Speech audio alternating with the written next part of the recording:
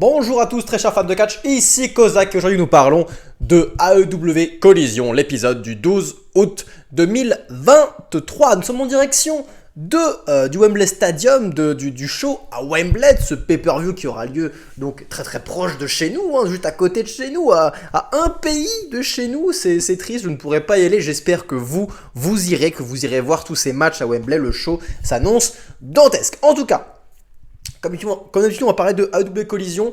Petite note avant qu'on parle du show, segment par segment, match par match. Si vous ne regardez pas Collision, donnez une chance à ce show.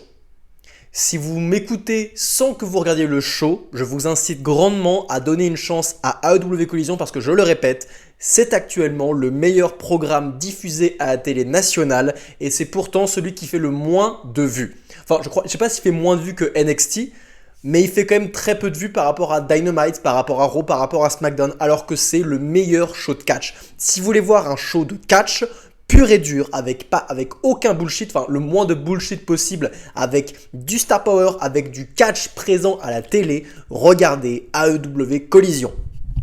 Parce que le nouveau porte-étendard de cette nouvelle visibilité du catch, de ce nouveau talent qui émerge et qui s'annonce être bientôt l'un des plus grands catcheurs, je pense, des temps modernes, c'est Ricky Starks. Ricky Starks, son entrée la semaine dernière, il s'est fait battre par CM Punk lors de son opportunité pour remporter le titre de l'AEW, le vrai titre mondial de l'AEW, comme il se fait appeler par CM Punk. Ricky Starks a donc perdu face à CM Punk la semaine dernière, mais après a défoncé la gueule de l'arbitre spécial qui était Ricky Dragon Steamboat. Un acte de heel, Ricky Starks est le heel et avait besoin de continuer à marquer son changement de personnage et son heel turn parce que il se faisait encore quand même vraiment apprécié par les fans. Et c'est quelqu'un qui a besoin de faire des actions de heel pour marquer son nouveau personnage. Et donc là, il va faire une promo pour expliquer ses actions, pourquoi il a fait ça à Ricky Dragon Steamboat, et il se fait interviewer par Tony Schiavone. Et encore une fois, c'est une interview qui est sans bullshit, on dirait une vraie interview.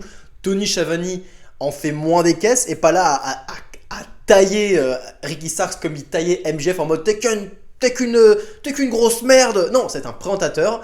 On sent qu'il a un peu de rancœur dans la voix, mais il n'est pas là à tailler Ricky Starks. Non, il est professionnel. Et Ricky Starks, lui, sait qu'en face de lui, il y a Tony Schiavone, un interviewer, et il ne va pas lui voler le micro. Du moins, pas au début. Puisque, on va dire que Ricky Starks s'est enflammé tout seul, mais a fait une superbe promo en expliquant pourquoi il a fait ça à Ricky Dragon Steamboat, pardon.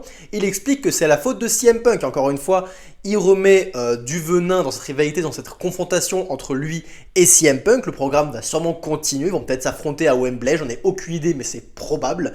Donc il continue à rajouter encore un peu de venin à cette confrontation. Et il dit que c'est la faute de CM Punk s'il a frappé Rick Dragon Steamboat parce que c'est lui qui l'a amené ici à la première place, que ça l'avait gavé et que putain qu'il soit vieux, qu'il soit pas vieux, il s'en bat les couilles, il leur offrait encore de donner des coups de ceinture à ce pauvre mec. Et là il commençait vraiment à s'énerver et a commencé à s'enflammer, à être en transe et à faire une putain de promo sur lui, sur Ricky Starks. C'est lui maintenant, c'est lui la star de ce show. La star de l'AEW, que ce soit Dynamite ou ce putain de Collision, c'est lui la star, c'est Ricky Starks, et en faisant ça, il prend le micro à Tony Schiavone. Mais là où ça me dérange, dans d'autres shows, dans d'autres contextes où les talents, alors qu'ils ont une question, ils prennent direct le micro, genre vraiment, ça fait vraiment pas professionnel, on en fait des caisses alors qu'ils se font interviewer à la base et que du coup, l'intervieweur après se barre. Non, là on a Ricky Starks qui menace plusieurs fois Tony Schiavone, qui dit que t'as une gueule de merde et je sais pas quoi. Il le menace. Puis il s'enflamme et dit j'en ai plein le cul de tout ça. Il prend le micro parce qu'il est plus là pour faire interviewer. Il est là pour faire une promo, pour remettre les points sur les i. Et Tony Schiavone reste sur le ring. Et à la fin, Ricky Starks le retaille encore. On va dire qu'il n'oublie jamais la présence de Tony Schiavone. Mais juste qu'il était tellement enflammé qu'il a pris le micro et que cela est donc justifié. Bref, c'était une putain de bonne promo. Peut-être un peu trop électrique pour un heel, mais j'aime bien ce personnage de Ricky Starks actuel qui est un sale con. C'est un sale con, c'est un enculé de première, c'est un heel, un vrai, il triche, il profite des règles, il pète la gueule, il donne des coups de ceinture à des vieux croutons, mais il s'en bat les couilles, il le refera encore, et il est chaud patate, il est sanguin. Bref, c'est quelqu'un d'électrique qui fait beaucoup penser à The Rock, énormément penser à The Rock. Mais quel plaisir, quel plaisir. Bravo Ricky Starks pour cette promo d'ouverture de collision. Suite à ça, nous avons une petite vignette, une petite vidéo, nous résumons un peu ce qui s'est passé la dernière semaine, et notamment sur le match FTR contre Young Bucks qui aura lieu à Wembley Stadium.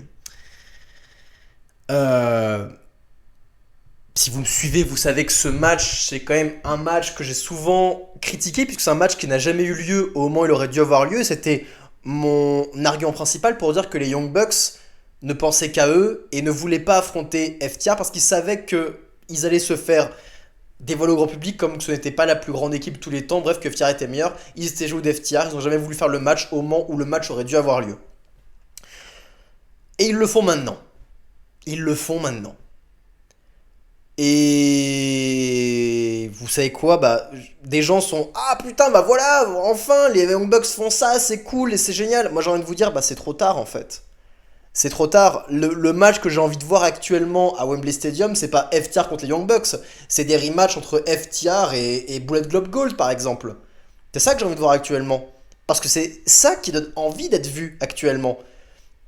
Le débat entre qui est la meilleure équipe entre FTR et Young Bucks, il a plus lieu d'être depuis plus de 2 ans maintenant. C'est trop tard. À l'époque, ça aurait dû avoir lieu. Quand les Young Bucks c'était une équipe de heel, que FTR était en train de tourner face, et que là, il y avait une vraie tension qui se dégageait, et que ce match, c'était le match que le monde avait le plus envie de voir. Et tout booker digne de ce nom aurait booké ce match à l'époque.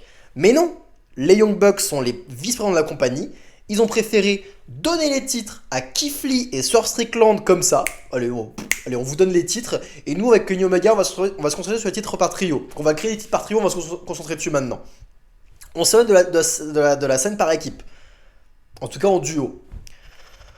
Donc pendant plusieurs années, 1 an en tout, ils sont sur ces titres par trio avec Kenny Omega. Ils font joujou avec Kenny Omega et tout. Et les équipes en trio de la AEW, tant mieux pour eux, c'est cool.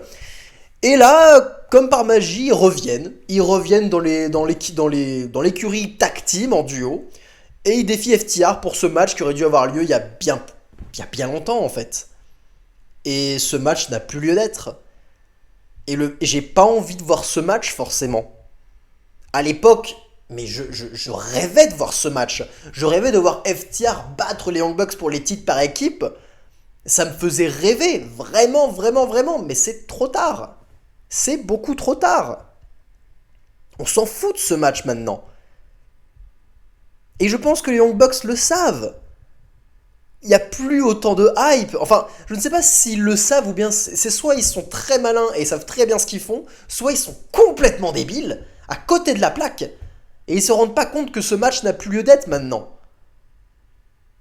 Donc, tout ce qu'on peut espérer, c'est que FTR conserve leur titre face aux Young Bucks. Si ce n'est pas le cas, mais là c'est du foutage de gueule. Et honnêtement, si ça se passe, mais je vous invite grandement à ne plus regarder Dynamite.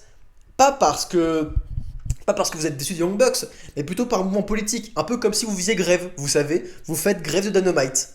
Si les Young Bucks battent FTR à Wembley, ce serait le move le plus horrible, le plus con de l'histoire de Dynamite. Ce serait du gros foutage de gueule. Au bout d'un moment, faut arrêter de déconner. Je pense qu'ils sont pas cons à ce point, du moins je l'espère. Si, ils sont cons à ce point. Ils sont cons à ce point, les Young Bucks. Mais je vous invite grandement, si jamais ils l'emportent face à FTR à Dynamite, de faire grève de Dynamite. Tant pis. Les segments d'MJF, vous les regarderez sur YouTube. Mais le reste, faites grève. Nous verrons bien. Puis un petit match tag team, The Acclaim face à, alors je ne sais plus leur nom, c'est une petite équipe, pas des jobbers, on les appelle des jobbers, même s'ils ont un peu jobbé en sorte quoi, c'est une petite équipe de gros monsieur qui affrontent donc The Acclaim, qui n'ont plus Billy Gunn avec eux dans leur coin, et c'est un match en gros pour remettre The Acclaim sur le devant de la scène, et c'est un bon petit match de catch, avec des gros heels, des grosses brutes qui martyrisent un peu The Acclaim, l'équipe de Babyface, du travail de hot tag, Anthony Bowens qui prend le hot tag et de la foule s'enflamme un petit peu, il est rattrapé quand même par la force des 2 gros cochons, Finalement, Max Caster dans le ring et lui aussi parvient à rééquilibrer la chose et les Babyface remportent le match. Ce petit match de catch fort sympathique. Et à la fin, The Acclaimed vont faire une promo en hommage à Billy Gunn du coup qui les a quittés. Alors il n'est pas mort, hein, encore une fois, rassurez-vous, mais il ne fait plus partie du coin de The Acclaimed. Il a pris sa retraite, il a posé ses bottes au centre du ring. Et du coup, The Acclaimed lui rend hommage. S'il vous plaît, tout le monde, rendez hommage à Billy Gunn. Dites-lui au revoir lui aussi. Que tout le monde fasse les ciseaux, lève les 2 doigts en l'air, etc., etc. Ils m'ont fait lever les doigts, les cons. Ils ont réussi à me faire lever les doigts. Quand je vois toute cette foule lever les doigts et que je vois Anthony Bowens on fire au micro pour rendre hommage à Billy Gunn, bah ça me fait lever les doigts. Ça me fait lever les doigts. Donc si vous n'avez pas levé les doigts, levez les doigts en hommage à Billy Gunn. Bonne petite promo de The Acclaimed qui revient sur le devant de la scène. Et encore un match tag team féminin. Et vous savez quoi? Bah, je me suis bien marré devant ce match tag team féminin. Il était bien ce match tag team féminin. Chris Statlander, la championne TBS, et Willow Nightingale face à Mercedes Martinez et Diamante. Une équipe de la Ring of Honor, je crois qu'elles se connaissent déjà. Elles ont déjà fait des matchs ensemble, j'ai l'impression. Une équipe de heel bien établie, une équipe de face établie aussi. Et c'était sympa.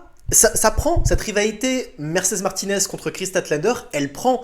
Les Heels ont gagné la victoire dans ce match tag team en faisant tomber sur Willow Nightingale avec un peu de triche. Diamante a assuré le tombé de Mercedes Martinez sur Willow Nightingale. Mais bref, donc c'est le bon résultat, c'est cool, ça prend de l'ampleur tout ça. Du hot tag pour les babyface, du travail de hits pour les heels, des bons spots quand même assez jouissifs comme Nightingale a envoyé voler Mercedes Martinez, c'était quand même vraiment bon. Mais il y a aussi un passage, je me suis fait putain, je pense que Diamante va se faire taper sur les doigts, du moins un boss digne de ce nom taperait sur les doigts de Diamante, parce que c'était quoi ce truc où sans pression elle fout Willow au sol. Et vraiment sans pression, hein. Elle te lâche un double doigt d'honneur avec un immense fuck you comme ça à la télé nationale. Elle peut se faire bannir à cause de ça. Hein. Elle peut avoir du temps off à cause de ça. Hein. C'est très con de sa part d'avoir fait ça. Quand tu es diffusé à la télé nationale, tu évites ces réflexes indie de balancer des grosses insultes de la sorte. N'est-ce pas, Jon Moxley? Nous verrons bien, c'est toujours à la télé ou pas dans la semaine qui suivent. Et moi qui disais plus tôt que je ne savais pas quel match serait CM Punk à Wembley Stadium, me voilà tout de suite hypé.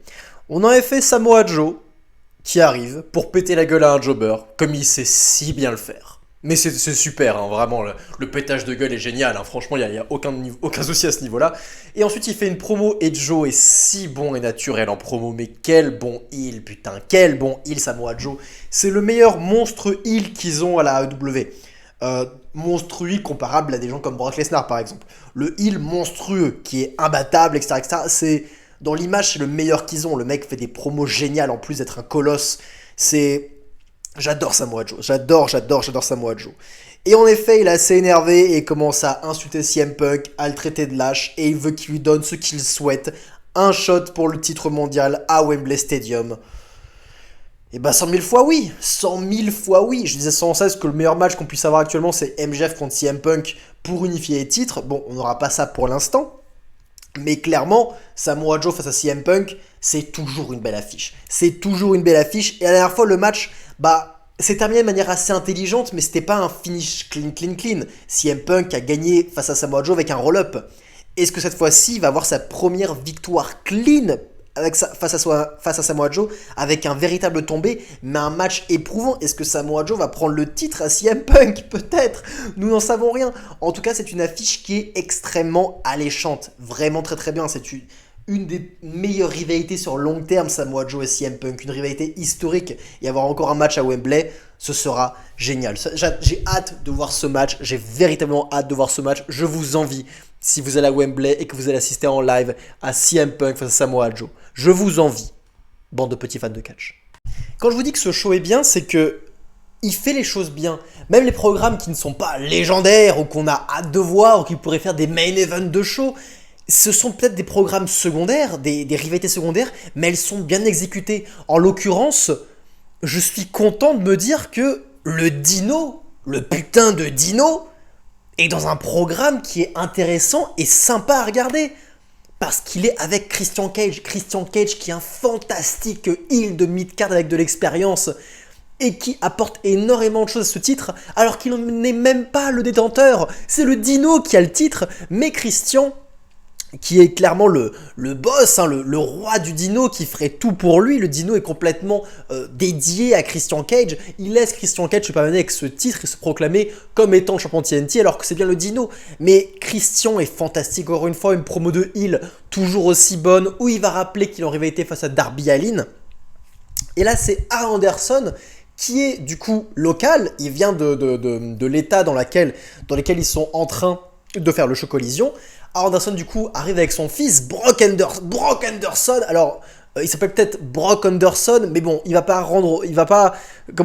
mettre apporter des lettres de noblesse à ce nom Brock, qui est quand même un nom qui est important dans le catch. On va plutôt dire qu'il décrédibilise un peu ce nom de Brock. On va pas se mentir parce que oh putain, il ressemble à rien ce pauvre Brock Anderson. Mais bon, il vient de l'état, il vient de la ville, il est local et il va affronter Luchasaurus, le Dino, pour le titre TNT dans un petit match improvisé comme cela. Et le match est bon. Le Dino, depuis qu'il est avec Christian Cage et qu'il est heel, ne fait plus des mouvements de débile. Fini les saltos, les mouvements périlleux qui ne ressemblent à rien. C'est un colosse et il se bat comme un colosse.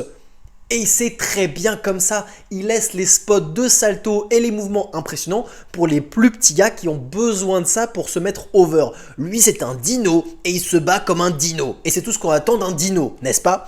Bon, à la fin, évidemment, il bat Brock Anderson sans trop de difficultés. C'est très bien. Et là, c'est Darby Allin qui arrive pour attaquer Christian et le dino. Il fait du skate sur le dino, puis alors que les heels fuient, Darby va prendre le micro pour se commencer à se foutre de la gueule du dino. Il va dire putain, le dino, t'es un dino, hein, t'es là depuis des millions et des millions d'années. Est-ce que tu t'es déjà fait fourrer un skate dans le cul? Voilà, la foule réagit bien, moi aussi ça me fait un peu rigoler. Et puis après, il provoque Christian.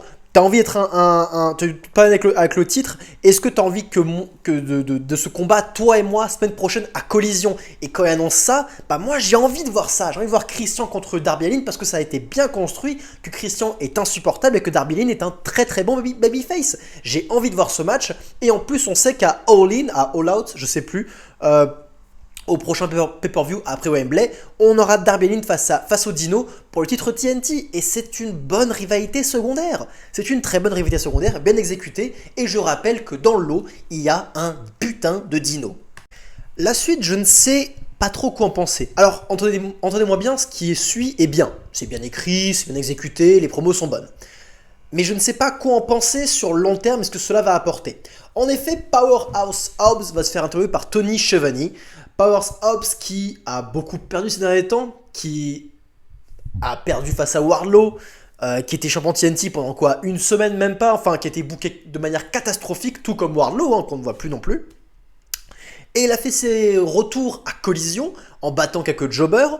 Il semble s'écarter un peu de QT Marshall parce que là aussi le booking était catastrophique. Je ne sais pas ce que Hobbs foutait à QT Marshall, mais c'était la pire idée de tous les temps. C'était stupide et re-stupide. Il semble s'écarter de ce groupe, et tant mieux pour lui, et il se fait interviewer par Tony Schiavone et dit que en ce moment c'est le chemin de la rédemption. Et le prochain chapitre, pour terminer cette rédemption, c'est affronter The Redeemer, Miro. Et il demande à Miro de se ramener pour All Out. Et je suis en mode, ok, quand Miro arrive, la musique, la confrontation entre les deux, je me dis, ok, c'est une grosse affiche, c'est deux colosses, j'ai envie de voir ce match. Évidemment que j'ai envie de voir ce match. Pour une fois, Miro n'est pas vert, c'est pas un Wardlow. On peut avoir un très bon match entre Miro et Powerhouse Hobbs. Deux gros mastodontes avec un Miro qui peut vraiment apporter le meilleur à Hobbs. Que Hobbs brille face à Miro. Bien sûr, c'est possible. On peut avoir un très bon match. Cependant, ma question, c'est on fait gagner qui dans le programme en fait? Powerhouse Hobbs est vraiment besoin de victoire. Il vient tout juste de revenir et il vient tout juste de reprendre un peu de prestige. Quant à Miro, lui aussi a fait ses retours à Collision. Il est sur une série de victoires face à des jobbers. C'est son premier programme intéressant et important.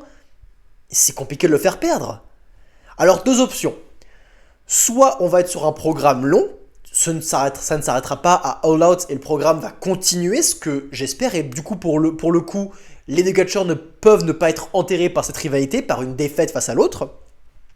Ou bien alors, après All Out, il va se passer quelque chose pour que l'un des deux catcheurs ait un changement de trajectoire drastique pour qu'il puisse rebondir. Ça peut être un face turn, un heel turn, rejoindre un groupe, rejoindre un tag team, s'entourer d'un manager, etc., n'importe quoi, mais un changement drastique pour qu'il puisse rebondir. Cela peut être aussi, une fin de contrat, et du coup, on s'écarte et on va à la WWE ou dans une autre compagnie, par exemple. Ce que, quelque part, j'espère un peu pour Powerhouse Hobbs s'il continue à être booké de la sorte, à être mal booké. Je lui souhaite de mettre fin à son contrat et d'aller à la WWE où je pense qu'ils pourront tirer un bon potentiel de ce catcheur. Cela étant dit, je ne sais pas où ils vont aller. C'est un peu casse-gueule. Ils ont intérêt à booker ça de la bonne manière, sinon cela peut faire très très mal aux deux catcheurs, en sachant que Powerhouse Hobbs a déjà énormément souffert du booking. Nous verrons bien où tout cela va. Je ne suis pas le plus grand fan du livre de Hobbs, il sera mal son livre avec lui. Je suis pas le plus grand fan, au bout d'un moment, je pense aussi qu'il a besoin de certaines choses pour se recentrer. Et c'est vrai que c'est logique qu'un catcheur qui a subi beaucoup de défaites tienne un petit journal intime où il note un peu ce qu'il doit faire. Le mec est tellement en dépression, il a tellement eu de défaites. Certes, je suis pas très très fan de la chose, mais c'est logique. Nous verrons où tout cela nous mène. En tout cas, une belle affiche de mastodonte pour All Out.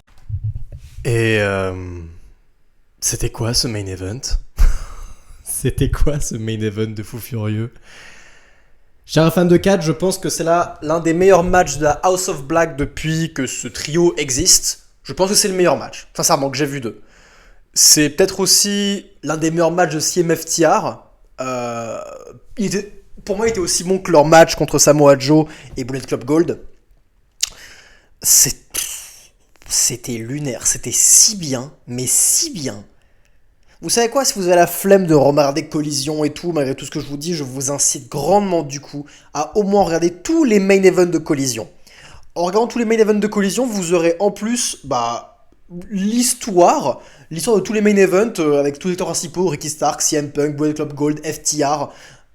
Vous aurez cette histoire qui englobe ces catcheurs qui sont toujours dans le main event et qui à chaque fois ne déçoivent jamais, des main events qui font toujours environ 30 minutes, mais qui méritent cette durée tellement ils sont bons, jouissifs, qui racontent une histoire et que ce n'est pas un spot fest, mais que tout ce qui est raconté, tout ce qui est provoqué par les catcheurs est logique et à chaque fois on dirait un véritable combat.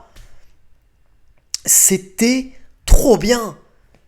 Alors on va parler de ce match assez rapidement, il y a tellement de choses à dire que je vais oublier plein de choses, je vais essayer de me rappeler des moments forts qu'il y a à vous raconter, mais au-delà de vous raconter les choses, à part vous dire que c'est bien, juste je vous incite grandement à le voir, allez voir ce match, regardez les main events de Collision, c'est d'excellente facture, et à chaque fois c'est tout le temps le meilleur match de la semaine, quand Dynamite ne propose pas un championnat mondial on the line, c'est toujours le meilleur match de la semaine, WWE et AEW confondus. Donc regardez ces main events, c'est toujours exceptionnel. Bref, FTR, les champions par équipe, et CM Punk, le babyface et le heel le plus apprécié de la compagnie, enfin la personne qui est du coup la plus appréciée et la plus détestée de la compagnie en même temps, affrontent la House of Black pour les titres par trio.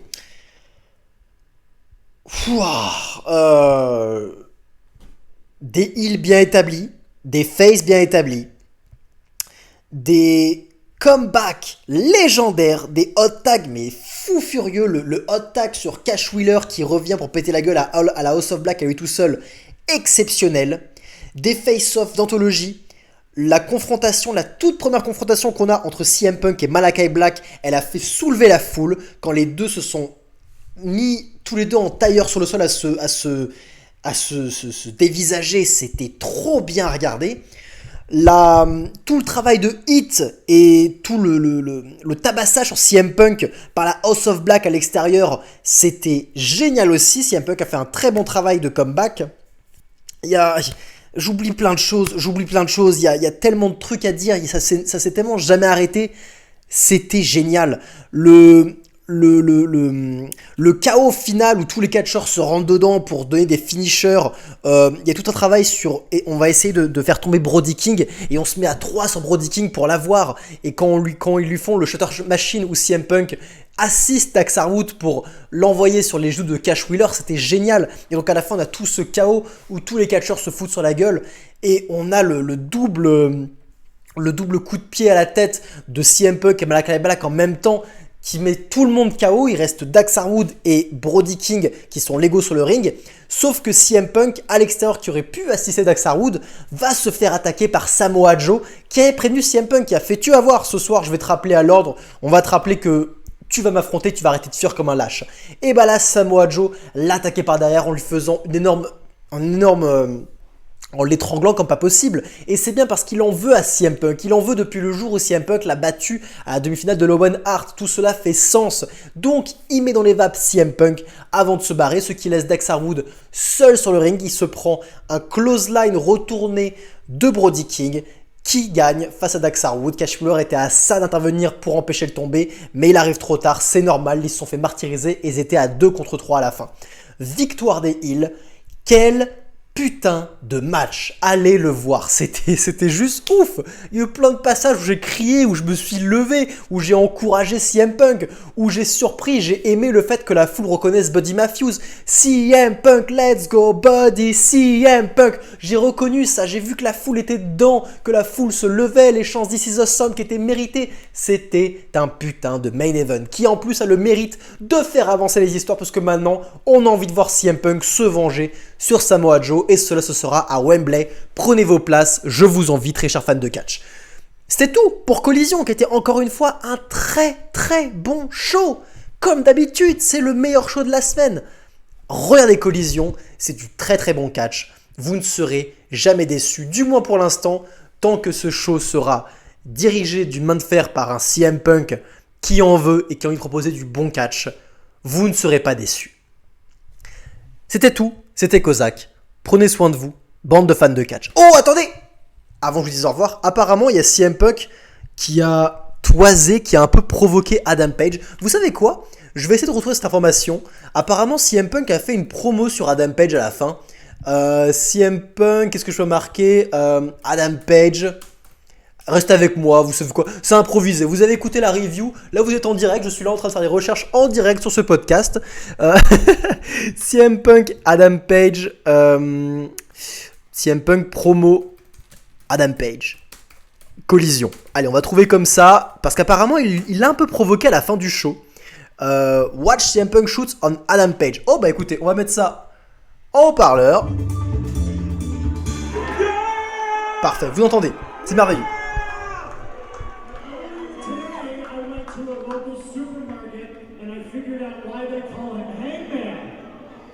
Because the pegs in the toy aisle are full of Hangman action figures because nobody wants to buy them. Oh! you son of a bitch! Head warmer. Unlike me, who moves merchandise and pops ratings and sells toys.